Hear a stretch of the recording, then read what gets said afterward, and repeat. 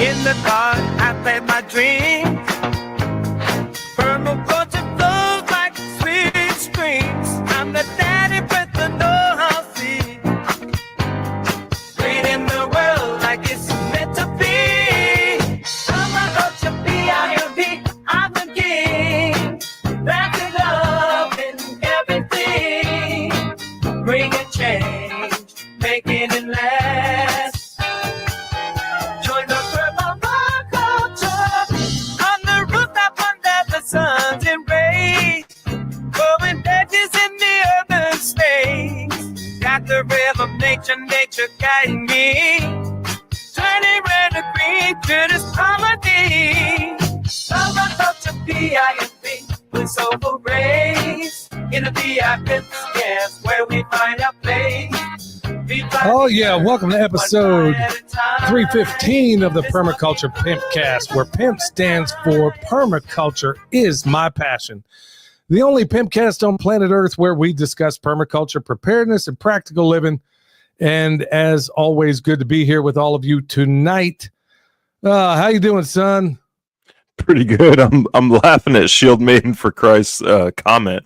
She said she's about to put the ducklings in the bath for a splash. I was thinking that's it.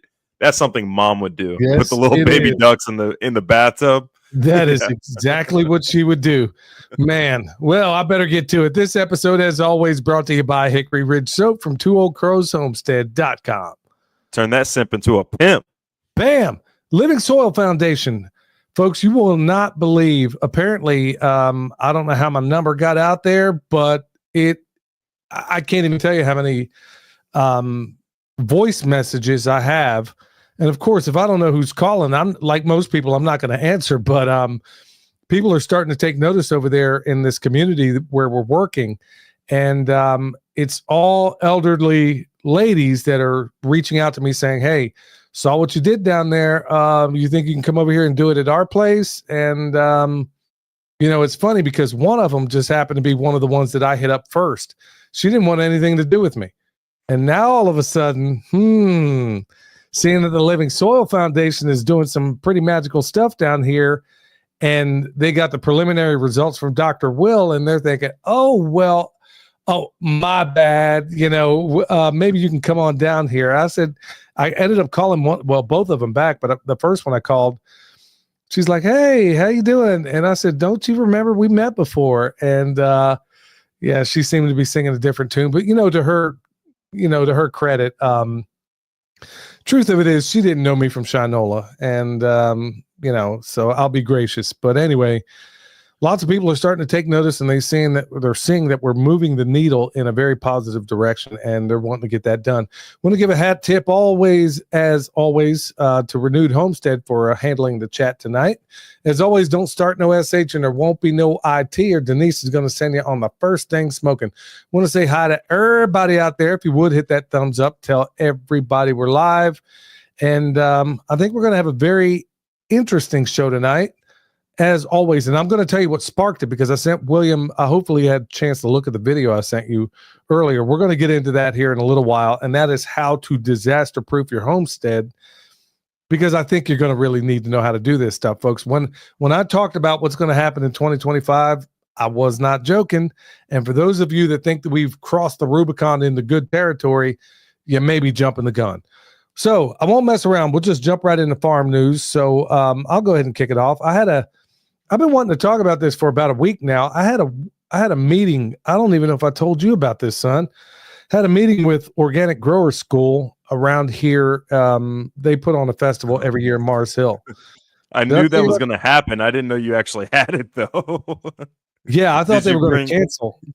Did you bring I thought they were going to cancel the meeting. Yeah, so I get over there. They have me come to their office, and I'm thinking they're going to apologize, because clearly I told the guy that spoke to me on the phone, folks, let me give you a little background. Otherwise, it's going to be inside baseball. So anyway, I got over here, and they had me on a panel, and I was talking about geoengineering and how that tied into the storm, this engineered storm that happened in Western North Carolina. Had all the goods. When I showed up there, and this is for the people that haven't heard it before, but I'll give you the cliff notes. I show up there. First thing off, the moderator's telling me, well, we're not going to be able to play your videos. And I'm like, well, that's kind of important to what I'm going to say because it demonstrates I can prove that they use NextRad radar towers to steer this storm along with the geoengineering. Well, I don't know how to operate this thing, which I found curious because the guy after this panel, all of a sudden, they had it up and running. It was working just fine. So anyway, I smelled a rat when that happened. All of a sudden, this guy who's on the panel with me starts losing his ever-loving mind.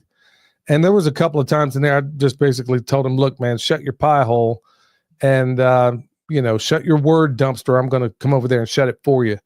So anyway, this guy was just out of his mind, and we've made fun of him before on this podcast. Anyway, they put out this statement, and it's on my YouTube channel in the community notes section where they put out this statement saying, look, we back climate change and blah, blah, blah, blah, blah, blah, blah. Well, folks, I didn't mention a word about climate change, not a single solitary word, because I knew the room of lunatics I was dealing with. So I didn't even mention climate change. What I did talk about or tried to talk about was geoengineering. And of course, these people are so brainwashed, they can't even, the mark of a real thinker is having the ability to hear any argument without necessarily agreeing or disagreeing with it. I've said that a million times on this show. Well, they put out this statement, and of course, I made a statement on YouTube, and all of a sudden, one of their guys is reaching out to me saying, hey, being real mousy and everything. Hey, maybe you want to come on over here and have a meeting. I'm like, absolutely. Let's do this. So I show up to the meeting thinking these people are going to apologize because, like I said, I had it videotaped, didn't say a word about climate change, even though I'm 180 degrees out of phase with all these nut jobs. And, well, hold on. We agree that there's climate change, just the cause is different. There you go. I don't necessarily buy the anthropomorphic thing, but things are happening, and I think it's absolutely being controlled by us, and I got the goods on it. I wouldn't make statements like this, folks, if I didn't bring the receipts, and I had all the receipts when I walked in there. So I show up to this meeting. This podcast was initially going to be about this, but there's a lesson here. So I show up to this meeting. Look, this is the busiest time of the year for us. I am literally moving from the time I get up until I go to bed, and it's like that every single day. And sleep deprived, you name it, the whole 9 yards, but that's just part of the game here. Anyway, show up to this meeting. There's three of them in there, two guys and a girl. And I could tell by the condescending look on the guy's face, on the older guy. I asked, I basically recount everything I said to you. I said, I didn't say a word about climate change. And then they all three admit that they may have jumped the gun on this Instagram post that they put out there. All of them had admitted it. Well, I said, okay, well then I guess you guys will write a retraction and we'll be good, right? Well, we're not going to write a retraction. I'm like, well, why not? And they're like, well, how do you know that they were even talking about you? I said, because I don't even look at Instagram. And the only reason I know about this is because other people look on Instagram and told me about it. So who else do you think they were talking about? And then so, it doesn't get argumentative. Finally, I walked out of there. I said, look, folks, you do what you got to do, but I promise you, next year when you hold your little thing, that guy out there holding that sign up on the corner of your convention, that's going to be me. And I might even bring a whole bunch of people with me. Bottom line is they openly admitted that they got it all wrong, that they got it wrong. But they're too foolish to correct themselves because I said absolutely nothing about climate change. And like I said, I even recorded it. So just so there wasn't going to be any of this, well, that's not what we said. No, that's exactly what you said. You admitted openly that you got it all wrong, that you misrepresented what I said. I didn't do it. And you refused. And they all just categorically admitted that there is no way they're going to put out a retraction. Well, they're going to come to regret that because I'm going to take my time on them. When they do their next festival, I'm going to make absolutely sure. And this is going to be especially funny because they're going to see a person of color out there protesting this thing. And these people, they literally had a black woman walk in there. The first time I ever went to this thing, I thought it was a joke. Walking there telling a room full of white people that they need to give all their land to black and indigenous people. And they were in there shaking their heads while this woman said it. I mean, wow. Complete freaking lunatics. I'm like, okay, well, where's the punchline? I've just been new to this area, so I didn't know. And I was like, man, these people are serious. I mean, this is really happening. So anyway, went in there, did this meeting, and the bottom line to all this, folks, look, I got my faults like everybody else. But when I'm wrong, and I know that I'm wrong, I'm the first to apologize about it. So don't let foolish pride be the reason I'm going to be standing out in front of your convention or whatever you got going from keeping you from setting the things right, because now I'm going to embarrass them. And I'm going to go out here and I'm going to make it a big deal. So, so next year, Organic Grower School, you're going to love the signs I'm going to be holding up. And you people you're going to regret the day that you let your foolish pride get in front of what you know to be right. And you admitted it to me.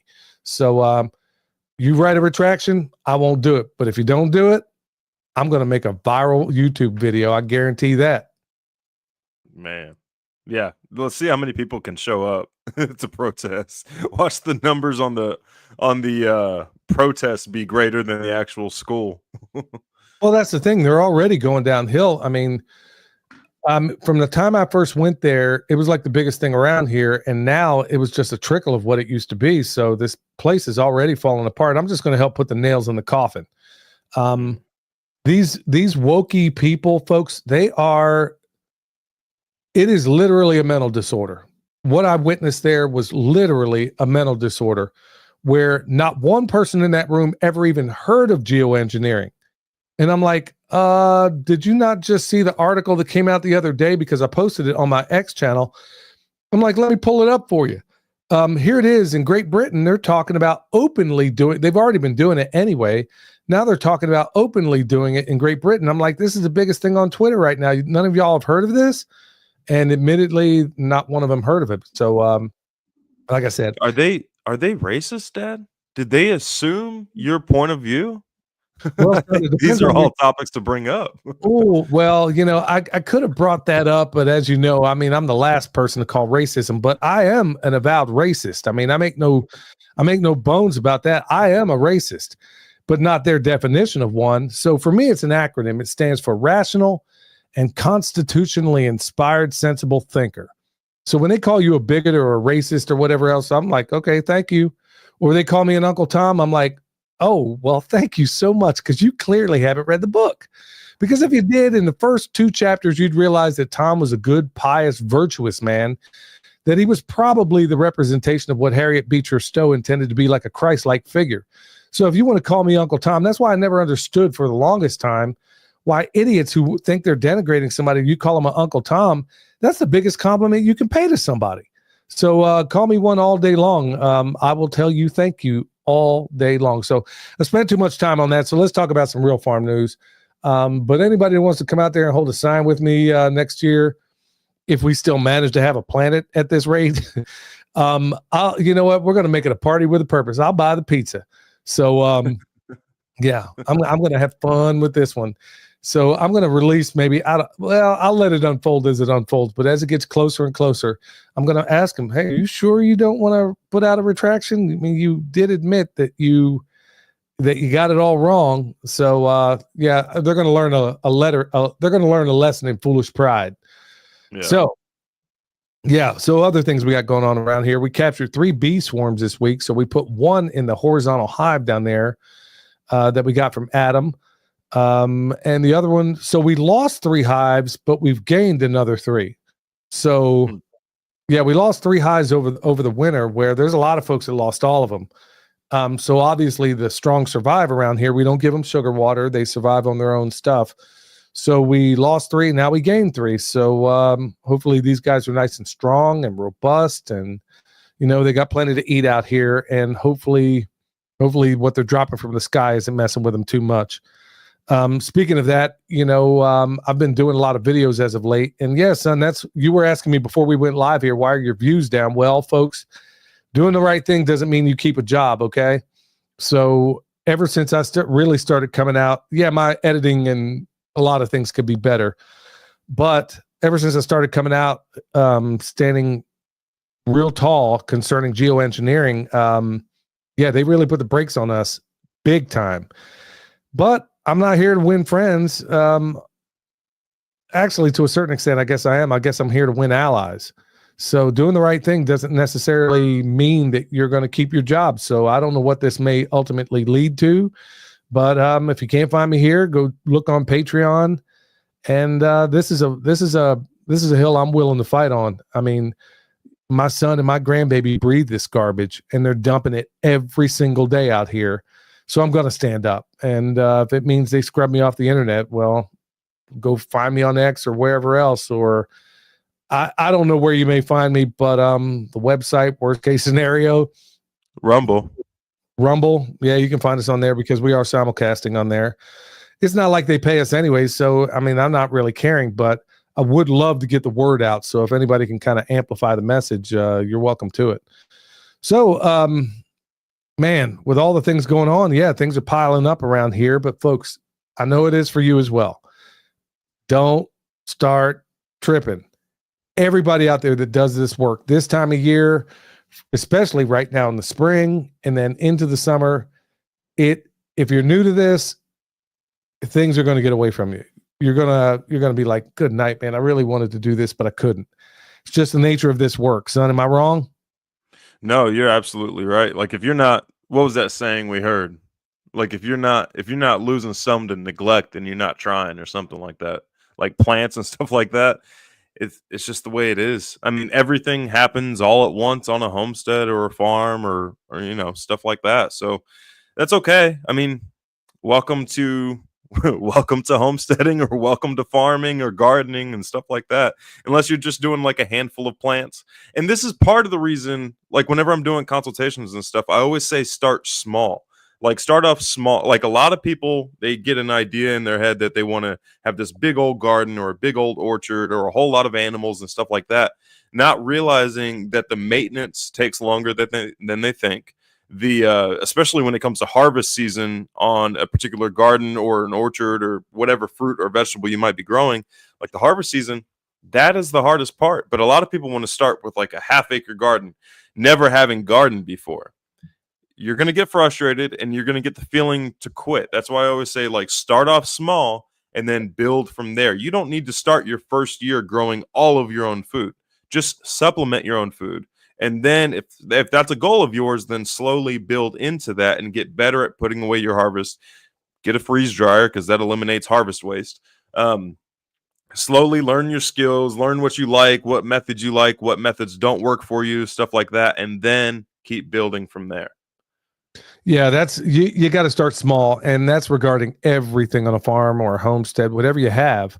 One of the simple pleasures I get every single day is that I try every single day of the year to eat something off the farm every day, whether in the colder months, whether it's the microgreens we have going, or like right now, every single morning when I go out and do the chores, I'm picking a salad. I mean, we got all kinds of stuff out there in the high tunnel, and bring it in. And of course, every time you do that, if you have good compost, if you have good soil, well, all that good benefit is going into you. So, I mean, it's little things like that. You don't have to have everything squared away. Start with something in your windowsill or, maybe on the front porch or on the way into the house, little pots, things, just start there. Start small if you have to.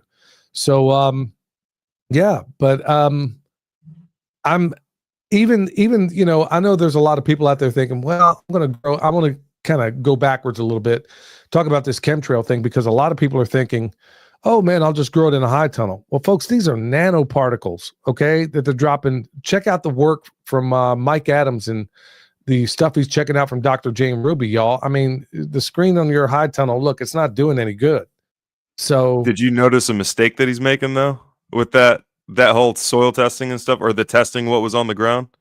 No, I haven't looked at all that, but what I do know is that it could be any number of things. Well, he's not going to get, because he put that sample and made a culture of it on an agar plate, like those little. For those that don't know, it's like a little disc that like used to grow whatever kind of organism you're trying to grow, whether it be a fungi or bacteria or whatever. But if it was present on the soil, there's a chance that whatever that was on the soil isn't being given the correct environment on that agar plate. So he's not going to get, that's where he really needs like a soil. He needs some pimps involved. That's what he needs, Damn. or at least Dr. Elaine Ingham or somebody, because he's not providing the correct environment or looking at it accurately underneath the microscope or growing it on the agar plate. Because chances are that's not the food that organism, whether it be bacteria or fungi or whatever, that's not the food that organism needs. So it's not going to grow, and instead you're going to grow maybe a minor character that's involved. I'm glad you pointed that out, son, because that's one of the biggest complaints that people like Dr. Jack Cruz and Dr. Alexis Cowan talk about, that when you're trying to do these experiments in labs, and well, Dr. Elaine Ingham even talks about it too, that you're not replicating the environment that these things are captured in. So it doesn't really, it's not a real, yeah, I mean, it's the best that he knows how to do. Yeah. But I agree with you. It's not the best way of going about it. You know, it was like Dr. Cruz was saying on X the other day that, you know, there's this doctor doing a VO2 max and he's saying, hey, thanks for the Skrilla, Tim. Son, can you read that? Because I can't even see it. Glasses. Tim Riley says, I'm not a YouTuber, just an old marketing coordinator, so take this with a grain of salt. It seems the YouTube algorithms favor short/reels. I would re-upload your content there for more views. That's not a bad idea. The biggest issue and the hardest hurdle with YouTube is that the algorithm changes like every 3 months. Like they even send you an update saying, hey, here's the new adjustments to the algorithm we made. And it just really depends. And in fact, so believe it or not, I actually watched a video from the Max. And it was a recent video that he put out saying that he got a hold of YouTube and asked why his views are down. I know why his views are down. I'm surprised he doesn't know why his views are down, but he relays the conversation that he had with YouTube, talking about what his views are down, and YouTube was saying that basically like he needs to change topics because he talks a lot. He's like one of those. I mean, if he used to be like, you're gonna die. Yeah, buy these 10 things from Walmart or you're all going to die type thing. When he used to be a homestead channel, and YouTube straight up told him, he's like, well, have you thought about going back to homesteading? Like, have you thought about changing topics and stuff like that? Because our algorithm isn't favoring that right now. So that's just an example. Hey, I got to let this dog out. I can still hear you though. Yeah. I forgot where I was going with all this, but oh yeah, as far as the testing and stuff like that goes. So that was one of the things, that's one of the big things that Dr. Cruz has a problem with functional medicine doctors, is that where they're doing their tests, like for example, when you're under blue light and you're doing for example, an oxygen test, the test is already flawed from the very beginning. Or when you take blood from a person and they're under blue light, you're already destroying the very test that you're wanting to take. And it's not just functional medical doctors, but it's everybody in centralized medicine. And like you, going back to your point, that if you don't replicate the places, just like Dr. Ingham talks about, if you don't replicate those things, you're not going to get accurate results. So that's why his decentralized science really, really rings a bell with me. And I hope to get him on here. I mean, this guy is salty as a big dog, but his information it will absolutely positively blow your mind. And there's some historical construct in there that I can't wait to get him on to talk about. But anyway, going back to your point, son, yeah, if you get something out in the environment and then you put it in a sterile environment, well, the results you get don't necessarily make sense. I didn't actually watch the video yet, son, but yeah, I knew that he had done it. But the point being is that they're dropping this junk out there, and I'm speaking up because at the end of the day, all of us are breathing this stuff. And I haven't yet, and if any intrepid researcher out there wants to look into it, wink, wink, Denise. I might have said it before in the podcast. I'm not sure I did or not, but I will bet $1 to donuts that if you look at the Deagle report, all the countries included in the Deagle report, because I haven't had the bandwidth to look into it myself. And frankly, every time you put it in the search engine, you're going to find out. I mean, I'm not the most tech savvy person in the world, but if you look at the Deagle report that claimed, and this is what the CIA used to use, folks, in that Deagle report, they claimed by 2025, you can go back to that episode that we did about 2025, that these catastrophic numbers in losses of lives would happen over all these Western countries. Well, I'll tell you what, I will bet you $1 to donuts that those same Western countries where they have this giant, massive loss of life are the same exact countries where they're dropping these chemtrails. If somebody wants to do the research on that, knock yourself out. I don't have the bandwidth to do it, but I'm willing to bet that all the Western countries, because if you look at the places that are unaffected, they don't have chemtrails there. Places like Mexico, most of South America, they don't have any chemtrails going on there. But I guess we're just special. I guess we just had that coming here in the United States and Europe. So there's definitely some smoke and fire there, but I haven't had a chance. I'm not willing to say that's the case, but I haven't had a chance to examine it. But if somebody wants to look into it, I'll bet you money I led you about 90% of the way. So if somebody wants to do that research, let me know. So, Sam, what's going on in your world? I literally, right before coming in here, I literally just got done filming a video talking about breaking down the soil microbes and how each one plays a role in the soil. And just that's been my main focus lately is making compost, teaching people how to make compost, and then also like trying to not dumb it down, but simplify it as much as possible. So that way everybody has access to making maybe not the best compost in the world, but light years better than anything you can buy in the store type compost. And then also just talking about the soil microbes, but that was the video I just did talking about the bacteria, the fungi, the protozoa, and the nematodes. And then also preparing for Midwest Preparedness Conference next week. And just a little PSA, y'all. I've been hit up quite a bit today talking about that Heartland Homestead Festival up in Ohio.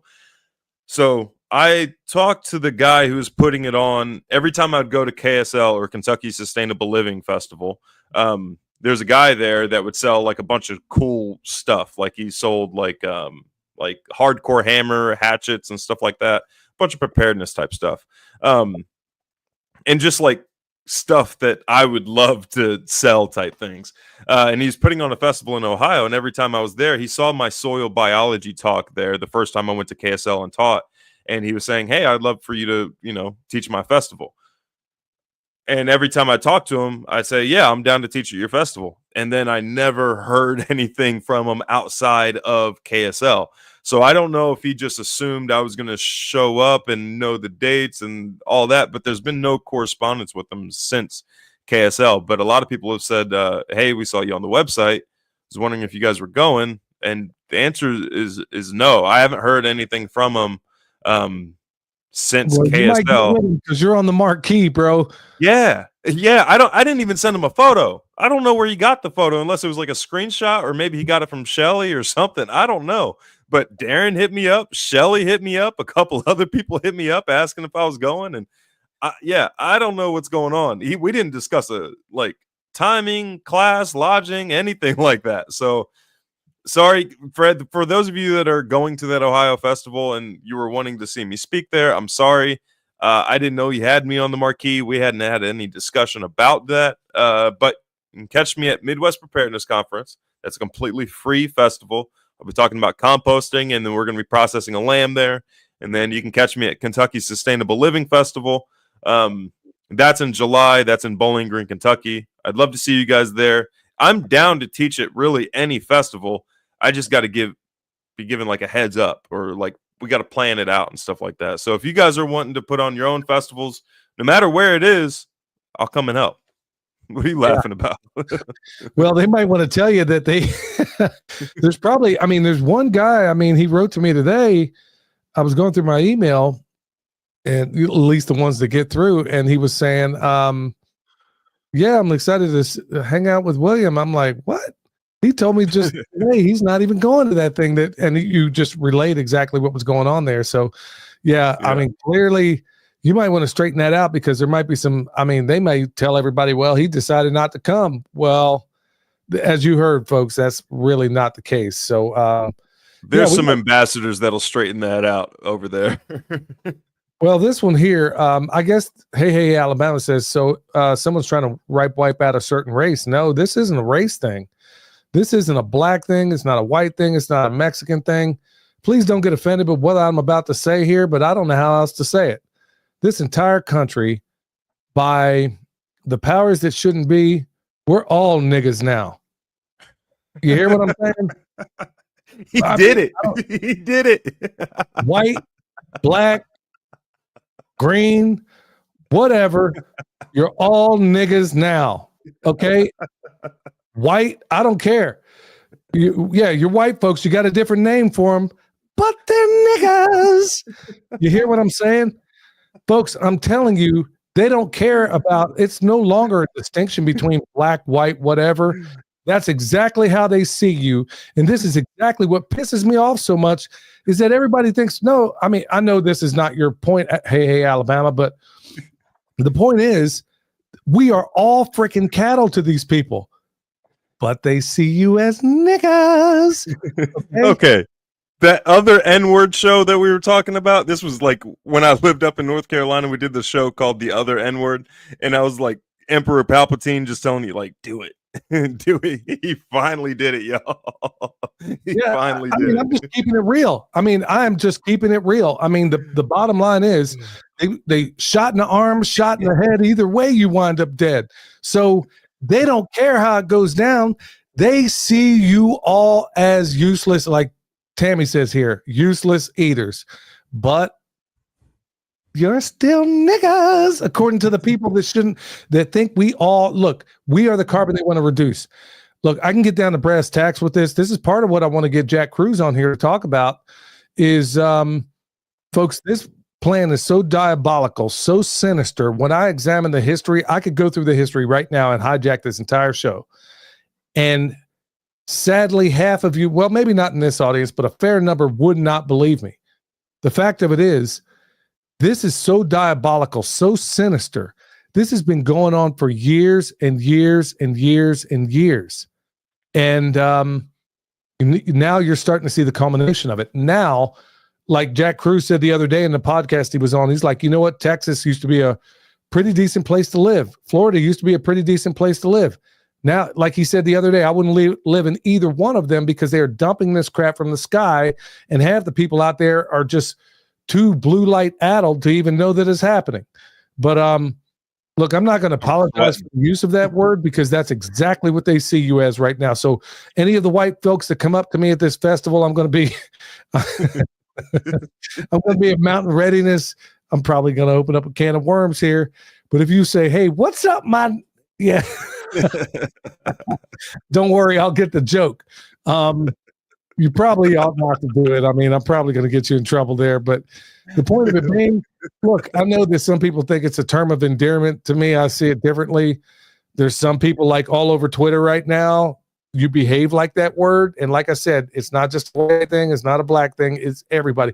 We are all in the same class right now. So we better stand up and smell the corruption, and we're all going to fall asleep drinking the hemlock.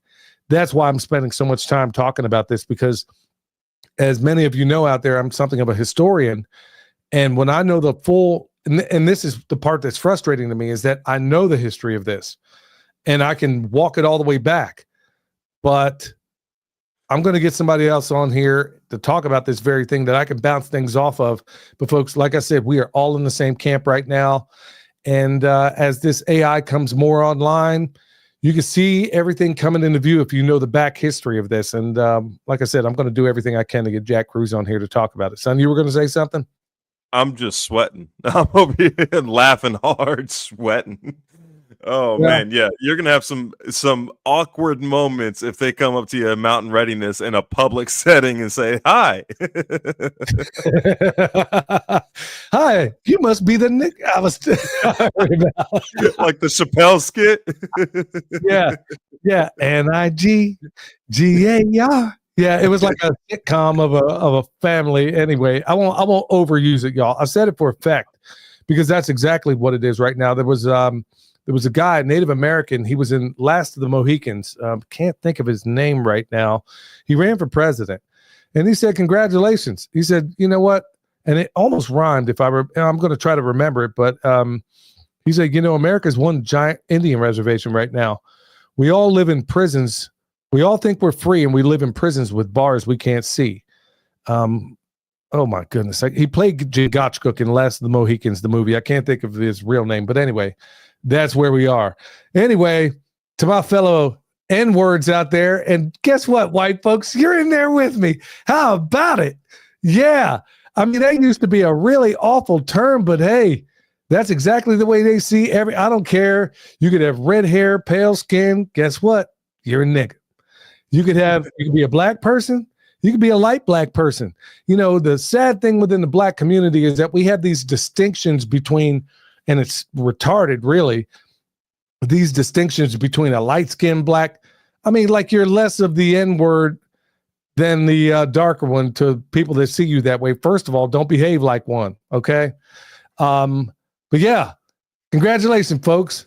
All of you are in the same camp. So to all my fellow Russell Means, that's the names I'm looking for. Russell Means, that was exactly. Thank you very much, Neil. But anyway, to my fellow N-words out there, you better stand up and start kicking some butt. You better tell everybody else around you, because honestly, from what I'm seeing of this latest administration, I mean, I know that I'm not wrong because I look at the weather every single day. It is worse now than it has ever been in the history of my 54 years on this planet. Okay? So it is what it is. All right. So before we get into the good news, maybe hold on. Until lambs become lions said, I just dropped in and time to hear Billy spelling the hard R version. What did I miss? You're going to have to back it up. You're going to have to back it up. So maybe I should begin the show with that. Hello, welcome to, maybe we need to change the name of this podcast. But anyway, for those that are coming in late, you are all niggas now. Okay? Let me just go ahead and say it. So do what you want with that. They'll probably flag this video, but Jimmy cracked corn and I don't care. Jimmy could be smoking crack and I still don't care, because look, sometimes you got to wrap up some pretty bad news into humor. That wasn't my intent. I mean, I'm being deadly serious. So, all right, niggas, let me go ahead and get into the good news. I'm going to turn this fan on. Yeah, I got to turn mine on here in a minute. It's hot as a runaway slave up in here. So, like I said, you'll have to back it up to get the context on this. Anyway, Redemption Shield 10% off with promo code PERMA. You want one of those ball and wave watches like I got? They actually got a new model out right now. So wave watch, go Billy 100 to get you $100 off. I'm probably going to lose all the advertisers on this show. I'm not even gonna try to monetize this live. Yeah, don't even try, son. You know, I'll be surprised if they actually let it go. They're going to put some giant thing over it. Anyway, the homesteadergathering.com, May 4th, that's going to be 1 to 4 p.m. down in Lawrence, South Carolina. And guess what? Niggas allowed.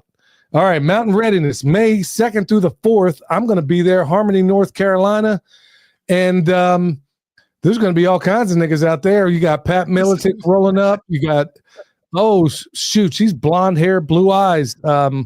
Oh, man, I can't even think of her name right now. She's a friend of mine. And Vandersteel. She's going to be there. So she's in the tribe as well. How about Dr. Will? He's going to be there. I'm going to be teaching you how to do a food forest class, but a tactical food forest class. And then if it's not raining on us like it was last time, even if it is raining, I'm going to do it anyway. We're going to walk outside, and I'm going to show you right there in the woods exactly what I'm talking about and how you can design it for your place.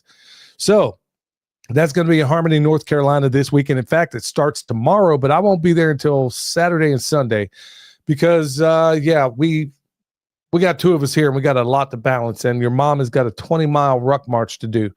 So anyway, Harmony, North Carolina, that's going to be Friday, Saturday, and Sunday. Be there, be square. If you're anywhere near North Carolina, you're going to want to go check this out, because we have Chuck Peoples drop out, but guess what? His an active duty Green Beret at 18 Delta, which is probably the best medics on the planet, are going to be teaching that class. I was in sapper school with an 18 Delta medic, and I'm telling you, it was the most squared away dude I've ever seen in my life. So you're going to have a lot of Green Berets out there, and plus there's a lot of intelligence that I need about some information that I'm going to be getting from a lot of these old school Green Berets out there, Vietnam era, that are teaching the tracking, and then also the modern guys that I need some intelligence about certain places on this planet. And so anyway, I'm going to be out there. So Mountain Readiness, May 2nd through the 4th. Be out there, be there, or be square. So I want to go to some of this good news, niggas. Yeah. Somebody's saying, I guarantee I'm going to get something. You're overusing it. That's the point, because all of us are right now. Okay. So let me give y'all some good news. I won't say it anymore. All right. The Stengler Cancer Reversal Protocol, a new help in integrative cancer medicine. So basically, in the book, it describes intravenous. Now, it's funny because I wanted to bring this up because all these methods I already knew about, but it's kind of cool that somebody kind of put it in one giant method. You have basically the Gerson cancer therapy method, the vitamin C, the intravenous kind, turkey tail mushrooms. That's what Paul Stamets used to heal his mother from stage 4 breast cancer. Okay, it was just turkey tail mushrooms. They'll probably flag this thing just because I'm talking about that. Anyway, it's called the Stengler method, and it's kind of cool because, son, you know what I really like about this? What did you and I and your mom do in terms of, let's say, a food forest or compost? What did we do? We cut and pasted the very best of everybody's method and put it into a method. If we're famous for anything, maybe that's it. Yeah. I don't think we really invented anything other than the compilation of things. Maybe. Does that make sense? What we've done. Yeah. So what we've done is cut and pasted the very best from Elaine Ingham, Jeff Lawton, Stefan Simkowiak, all these other people. If we're good at anything, we've trained with the very best, and we've cut and pasted the very best of all those things, of all those different people. Some of their methods overlay, but we've cut and pasted all those things into composting, into food forests, into permaculture orchards, all those things. We've taken all these different methods, and it's kind of cool that's why that article was, it kind of sang to me, because they've taken all these cancer protocols that, there's no, there's no harm in combining them. So it's stacking methods. So I got to love that. Okay, here's another good one. Even simple exercising like stretching could slash Alzheimer's risk and boost brain health, new study shows. So even go out there doing something in Tai Chi, if you can, folks. Every time you do something like that, as often as you can, go out there in the sunlight, get barefoot. If you don't believe me, go out there and check out Jack Cruz's work. But anyway, anything that's going to help move the needle on that Alzheimer's, that's one way to go about doing it. And then the Brazil nuts, Amazonians' forgotten superfood that's reshaping modern diets. Okay, well, every single day I eat 3 Brazil nuts. You want to know why? It's it's the number one source for selenium. What's the number one thing that's depleted in our soils in the United States of amnesia? Selenium. Okay. So that's just one thing. I mean, there's a lot of other awesome benefits out there, but I take 3 of them every single day. So I can give a hat tip to Jax out there for giving that one to me. You notice that it's no longer in like those mixed nuts anymore? You don't see any Brazil nuts anymore. Well, they're expensive. So, and yeah, son, with the shrinkflation, that's another thing that's going on right now with the shrinkflation and everything else. I mean, good night, man. A lot of folks are down to their last inch of skin, folks, and that's exactly why we're going to be talking about what we're talking about today. But before we do that, we're going to go to my man. Hey, Eric Sider here with your Pimpcast tip of the day. Today's tip: lawns, grasslands, and rangelands. Lawns have long been a dominant feature of our landscape, demonstrating urban tidiness, but they also take a lot of time, money, and resources while polluting the environment. Historically, they were grazed by sheep. This system changed as a display of wealth, and walled gardens and functionality became unfashionable. However, with the information age, people are becoming more aware of planetary crises, and it is once again becoming trendy to energy audit and behave sustainably. Some lawns, such as sport fields and entertainment venues, are realistic, but lawns everywhere isn't practical. In fact, they consume more energy than broad-scale agriculture. Nature has prairies and grasslands with mixed species and large grazing animals, but lawns are far from these sustainable systems. Grasslands have many variations in the humid, cool to cold climate: heathland, pampas, herbal lea, steppe, meadows, and prairies. These have the potential to be forests, but have remained grasslands due to fires caused by lightning and humans. Traditional people utilized careful fire sequences to manage these lands for the benefit of herd animals. Above ground, grassland look prolific, but in reality, 90% of their mass is underground, compared to a 50-50 balance in forests.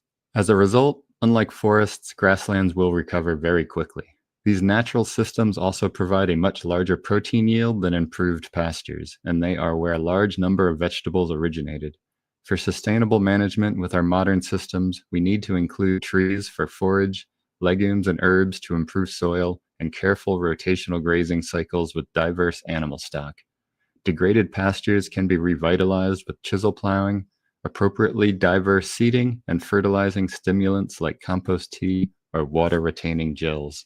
Rangelands also produce more protein than improved pastures, without any inputs, damage, soil loss, and drop in fertility, because they consist of diverse guilds with plenty of small animals. While we spend money trying to eradicate wild animals to make room for domestic breeds, we miss out on huge potential harvests, and these animals, unlike the domesticated ones, are naturally improving the system. We have to choose appropriate breeds and encourage both plant and animal diversity, and we need to supply freestanding water for them. Water soakage can be improved with cover vegetation and fencing from the valley to the ridgeline with a slight fall, 300 to 500 to 1, will help to distribute water over the landscape. Upland soil and water should be used cautiously. Midslopes should be rangelands, and lowlands can be gravity irrigated, intensively used pastures. Game species can be assessed, monitored, and culled for harvests. You can find me on YouTube and Instagram at Eric Sider. If you're in need of permaculture t-shirts or remote permaculture consultation and design, head over to ericsider.com. And if you're in the Sacramento area, check out my permaculture community group, permaculturefairoaks.org. That's my nigga right there. Folks, okay, I couldn't help myself. Tim Riley said it perfectly. He said, forget what I said. There's no amount of shorts that will help after this live stream. This is the best episode yet. Well, hey, man, I'm just keeping it real, but there was no way. Look, I said I'll quit saying it, but, man, I can't help myself. I'm like, okay, usually that's my dog, but regarding lawns, you know what? If you read the New Atlantis, I believe, it was written by Sir Francis Bacon. Look, this is where all this stuff came from. It was people trying to beat nature into submission instead of working with it. That's the whole reason the French gardens came about. So, folks, all we need to do is the polar opposite, 180 degrees in every single way, in everything they sell you. So when they sell you the lawn, maybe you don't want to do a lawn. I mean, I know some of you live in places where you don't have a choice. So anyway, that was some solid information right there. So yeah, go check out Eric, and you'll be glad you did. EMP you could use your, oh, sorry, go ahead. EMP Shield, $50 off with promo code PERMA. Go check them out, especially with what's going on in the world right now, as you were, son. You can use your lawn as a compost input too. Like put a mower or a bagger on your mower, and then you can use those grass clippings as like it's a perfect ratio. It's like 30 to 1, depending on the stage of your grass and everything, but it's a perfect compost input that you can use. Yeah. So, I mean, every time I do, okay, so when things get heavy around here, I got a mower, but I bag it up and I use it in my compost pile. I'm like, I make the problem the solution. Okay. That's one cool way you can go about doing it. So, a lot of different ways of going about it, folks. And like I said, that is the consummate way of making a problem a solution. All right. So we're going to get right into it, folks. And there was a video that Michelle, your mom, sent to me. Michelle's my wife, for those that don't know. She sent me earlier of the guy from Hos Tools. Folks, if you haven't seen it, you might want to check it out. And I don't recall the name of the video, but it was something like he bought, and forgive me if I don't get it all right, but basically he bought $4,000 worth of seeds from the Netherlands. Well, with the import tariffs and the whole 9 yards, before it was all said and done, my man paid, I think, over $7,000 for those seeds. And the title of the video, it was a little gratuitous. So it said, your food supply gone, nobody is telling you. Yeah. That was the title of the video. And then in the video, he walks it back. I hate it when the title does that sort of thing. He walks it back a little bit, but I got news for him. As a small business owner, you're not going to eat those losses for very long. It's not going to happen. You cannot stay in the black. I mean, there are places like Walmart that could do that for a while because they make so much flipping money and have so many sources. They can get away with that. They can keep those prices low for a while, but small business owners, that to a certain extent rely on these sources or being able to get, for example, a lot of the jars, like Mike Adams was talking about, all the jars and the lids that he gets come from China. Okay. Even though everything else is sourced either in America or it's China free. Well, what good is it having product when you got no jars to ship it in, or now you got to raise your prices because there is nobody else making these jars. They're not making them in America. They're not making them in Mexico. They're not making them anywhere else. So what's going to happen? And I think he's right. So you're going to have, just like when they did the oil embargoes and stuff with Russia. So what happened? Russia sold it to India, and then India sold it to us. India makes a windfall. Well, the same thing is happening right now. So all those ships that aren't coming here, they're going to Mexico. So then Mexico takes them in. Somebody with an import-export business down in Mexico takes them in, and now you're going to pay more, maybe not as much as you got them directly from China, but you're going to pay more because you got them out of Mexico. I understand the larger point here, but this is probably going to come down to whose country revolts first. That may be what they're banking on, hoping that the people in China basically kick in the doors before somebody kicks in the White House. You were going to say another, yeah, a jar alternative instead of getting like the classic. I can't even think of the name of them right now, but the classic canning jar. You can get WEC jars, WECK. Those are made in Germany. It's still going to come with the tariff, but not as high of a tariff as China. And Hos, in that Hos Tools video, was talking about him buying the seeds from, was it the Netherlands or Holland? One of those countries. And the tariff from there isn't too high, but they bought them from China. So it went from China to Holland to the United States, and that's why it was so expensive. But WEC jars are actually made and manufactured in Germany. So there's an alternative. I know that there's another USA jar company. I've seen them at a few festivals. I can't remember their names though, but whether or not they're actually fully made in US, I don't know, but that's at least what they advertise. Yeah, but the bigger point I'm trying to make here is that for you to do value adding on a lot of things, there are all these little things that are required for you to make that possible. So whether it's something like seeds, and this guy puts out this video at Hos Tool, I'm like, man, that should have everybody on their heels. So I posted it on our X account. And I'm thinking, okay, well, jars, I'm just using jars as an example. There's so many different things. I mean, tiny things that you would never think about. All those nuts and bolts that you see in Home Depot and Lowe's. I mean, I'm really reconsidering ever going to Lowe's again, because the day after this thing was announced, the copper prices, and I've talked about it right here in the show, they went through the roof. So, folks, there are going to be downstream consequences of this that a lot of people haven't thought about it. And sadly, all you folks that thought, okay, just because Trump said I'm going back into the matrix, and I have an example after example after example of all these people that went back in the matrix and have sold your land in the country because now it's party, Trump's in there, everything's going to be fine.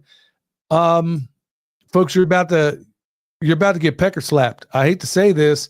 You're about to get the worst feeling in the world, because the cost of everything is not going down. And if it does, it ain't happening tomorrow. It ain't going to happen next week. And depending on how long this thing goes on, like I said, this could be a battle of which country revolts first. But we do, in fact, live in the United States of amnesia. The people in China don't have a Second Amendment, but the people in America are addled, not counting the people in this audience, of course. But by and large, most people out there just have lost all reasoning capabilities.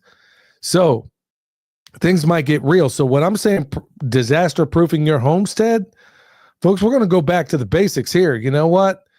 You don't become a really, they asked a famous basketball coach, well, how did you guys get so good? He said, all we do is refine the basics. Refine the basics. So let's talk about some of those.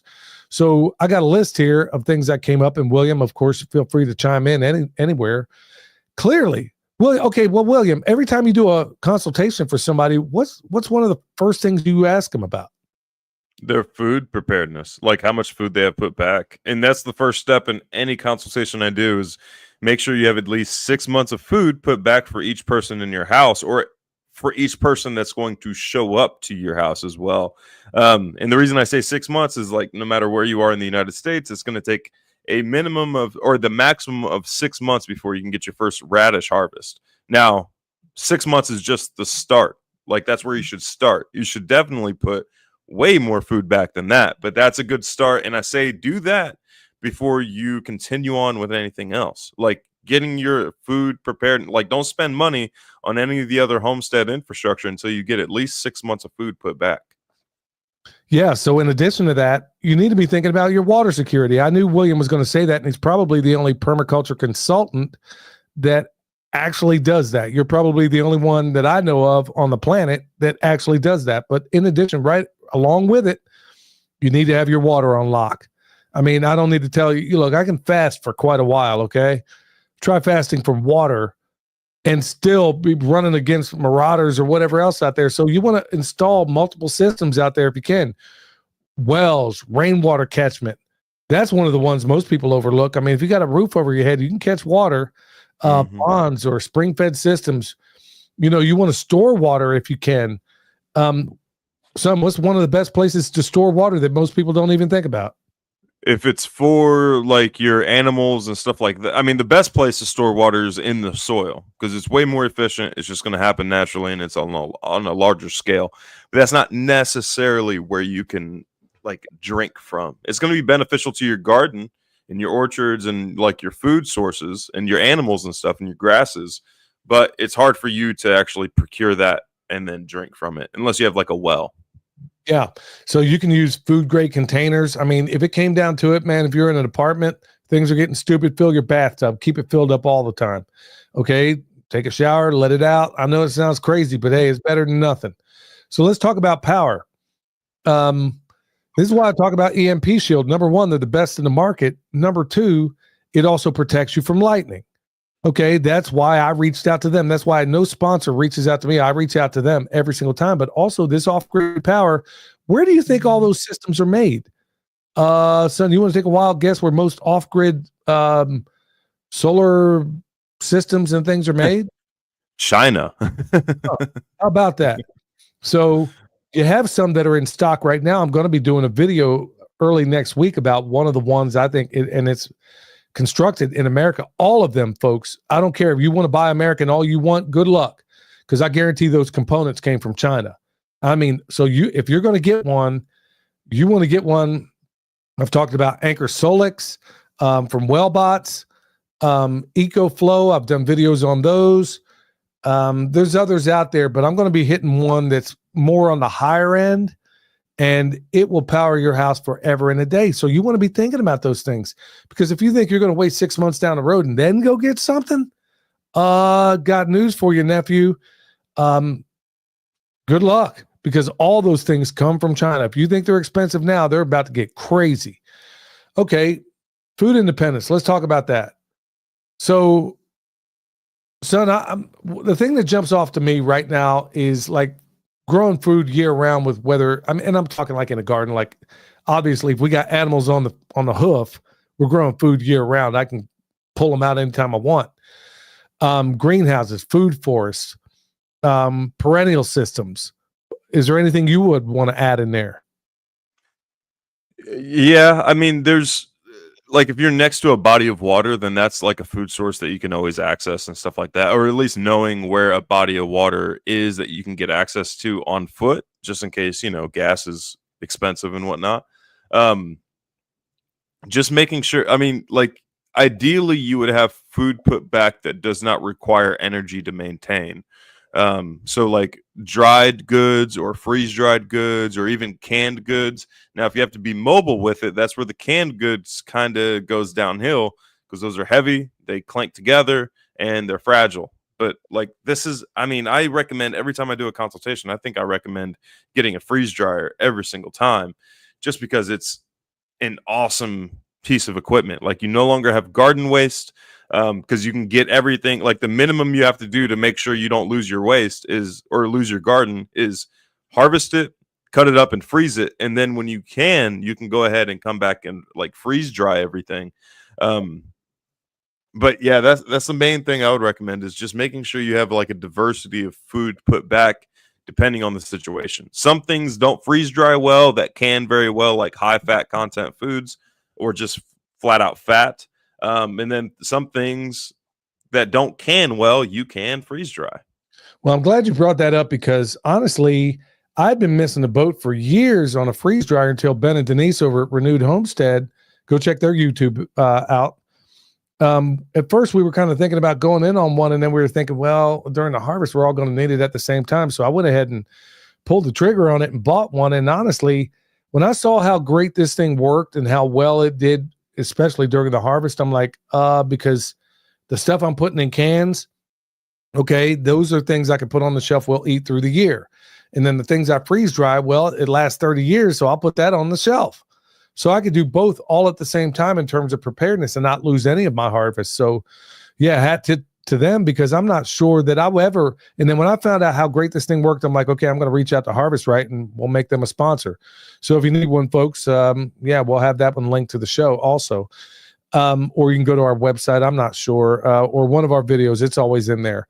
But yeah, those are really, really great things out there. Somebody put biofiltration straws when it comes to water. Yeah, those are wonderful too. Also have a way to boil it. Have multiple ways. Even if you have one of those sun ovens, okay, that's another good tactical device depending on how you use it. You can take that sun oven. Not only can you heat up meals, now you got to be careful because it gives off odor. So you want to be careful what you're cooking. And but it's also a good way to purify water as well. So you might want to check. Don't rely on a rock oven, though. Oh no. Oh no. I'm glad we tested that thing early. That rock oven, it sounded like a solid idea. Yeah. But we gave that thing the old college try, man. We got that thing and it did not work. So No. yeah, so they never got the shout out they hoped for on here because when we gave it the old college try, it sounded like a great concept, but yeah, didn't work out for us. Maybe we got a dud. I don't know. It didn't work for us. If anybody has a rock oven, is that what it's called, son? Something along those lines. At least I think it's a rock oven, but it like whatever temperature is perfect for making food rot is exactly the temperature it stays at. Yeah. Because that roast broke down in the worst kind of way. Yeah, it didn't work out well. Yeah, that beef bourguignon, yeah, it didn't exactly pan out. I mean, that wine, you opened that thing up, all I smelled was wine. Usually that stuff cooks off. So yeah, that was a wasted roast, sadly. Okay, it wasn't rocket stove. It wasn't a rocket stove. It was a rock oven. Rock oven, yeah. Rocket stoves are wonderful. So, and that's another thing you might want to consider concerning how to disaster-proof your place, but also soil health and remediation. We've talked about all the water you can store in your soil. Remember, for every 1% that you increase in organic matter, that's a not a football, but a Olympic-sized swimming pool per acre that you can store in the soil. So, folks, that's massive. That is absolutely massive. But it also means that let's say something jumps off in the middle of summer and you have good soil, you don't need to water yours. Maybe, if you have enough life in that soil. So you want to be thinking about doing some really good stuff out there: compost, biochar, cover crops. Don't leave your soil bare. Cover it up. Dad, on that note, like I live in East Texas where it's hot a lot of the year, and I planted sweet potatoes last year. I kept a cover crop of clover. The only watering I did for those sweet potatoes was just watering them in. And then I didn't water the rest of the summer, like through freaking summer. And I had a fantastic sweet potato harvest. We're still eating sweet potatoes. Yeah. Out here with our potatoes, same exact thing. Put them in once. Don't have to worry about it, folks. That's part of putting that life in the soil. People don't view that necessarily as a disaster-proofing item, but it should be. It really should be. So you want to build your soil. People don't talk about that. Obviously, redundant systems that I've come up with, like backup heat, redundant fencing systems, it may not apply to everybody. Food storage. Clearly, you want to use every single means available. There's so many different options out there, folks. And if you think we've crossed this show is a little bit, I mean, long in the tooth. I mean, I was going to talk about emergency communications, something I'm still needing to work on, like ham radios, solar power, walkie-talkies, defensible design. I did a video a while back. It was one of my more popular ones on YouTube, talking about, how you ought to view your property in terms of a defense. You know what? You may have multi-floor rows out there. Maybe you want to put it on the perimeters, because I'm telling you, there ain't no fool with any gray matter at all that's going to walk through multi-floor rows. Or maybe Not you want twice. to. I'm sorry? I'm saying they're not going to do it twice. Well, that, and then there's other things you could do out there. Things like what they used in World War I and World War II, things like Tanglefoot. You can go out there with some wire, barbed wire. I mean, it could be a little perimeter you put around your place. You're not just going to run through that, okay? Using avenues of approach. I mean, this is why if I can ever get 2 minutes to rub together, I do want to create the book, Tactical Permaculture. And we're going to cover a lot of that in the book. It'll be something of a magnum opus, so it's going to take a while to unfold. But right now we're going at 100 miles an hour. Fire, flood, and storm preparedness. Okay, look what's happening in Israel right now. Fires everywhere, supposedly. I mean, I don't even know how much I can even believe these days, but that's going on right now. Medical and first aid provisions. I mean, you want to be growing a lot of your medicine out there as well. I mean, think about all those things out there. So let's say somebody's got a gunshot wound. Say a couple of hood rats showed up into your house. I could use the N-word right now, but I won't. And let's say you had to throw down on them and you blew back with a buffalo gun. Let's say one of them got you in the process. You got an arm wound. And you got to stop that bleeding. So you got a yard full of yarrow. It can stop that bleeding right there. So it's, help you clot that up. So you want to grow all this stuff out there. Plus, I mean, there's so many other medicinal things out there that you could be using. So there's a lot of good stuff. I probably spent a little too much time earlier in the podcast talking about things that probably are of no material value, especially. But honestly, I should have spent more time on this. But folks, be thinking about ways you can disaster-proof your homestead, because things are about, I mean, I don't know about y'all, but everybody I know of, including ourselves, are feeling it. Everybody's feeling it right now. Things aren't going down in price. I mean, they're probably going to go way up before they ever think about coming down. And when you're on a knife's edge, as we are as a society right now, look, any wind can take it.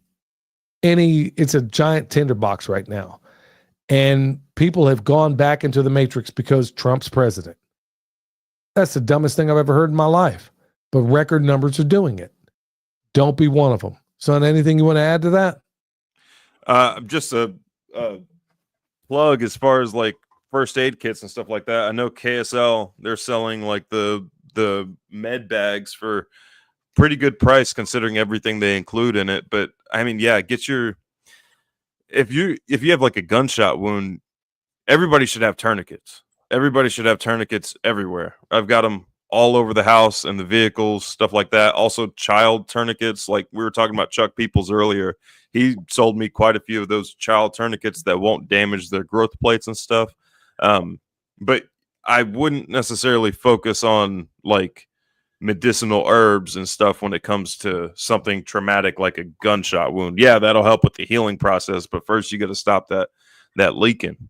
So yeah, that should be part of your preps as far as like first aid and stuff like that. Get some tourniquets. Yeah, and then also I guess what I was trying to hit at more than anything when it comes to the medicinal stuff out there is you can be the biggest, strongest, baddest Green Beret in the world, and all it takes is a little bitty bacteria that'll put you on your back. And if you got ways out there, if you can grow some things or know what to look for, it can make all the difference in the world, especially, in a world where we rely almost entirely on antibiotics these days. So we want to be looking into options out there, things we can grow, things that are around you, things that most hood rats are never going to see if they want to come kicking in the door. So, or they're not even, I mean, do you know how many people have died in national forests when they were surrounded by food and didn't know it? I mean, the numbers are staggering. They really are.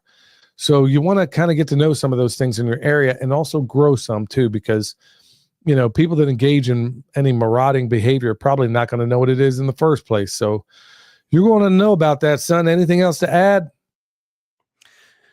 That's I think we covered quite a bit. Yeah. I think that's it. Well, folks, I hope this was a blessing to you. I mean, if this doesn't get flagged by YouTube, I will be shocked. If this doesn't get flagged, I don't know what the standards are. Yeah. I don't even care anymore. But honestly, folks, that's exactly how they see you. That's exactly how they see you. And that's why I spent so much time talking about it. All right, y'all. I want to thank you all for your support. I want to thank Renewed Homestead for doing what they do in this podcast. Until next time, stay alert. Stay alive. Roots that run deep, wisdom from soul, run across the stream. Let the ideas unfold. I'm grooving with the groove. Feeling nature's groove. Who's got the answers? All we need to do. Listen to the earth, they got us through. Let's see the change. Watch the world spin. From the smallest sprout to harmony begin in the cycle of life. For the magic's alive.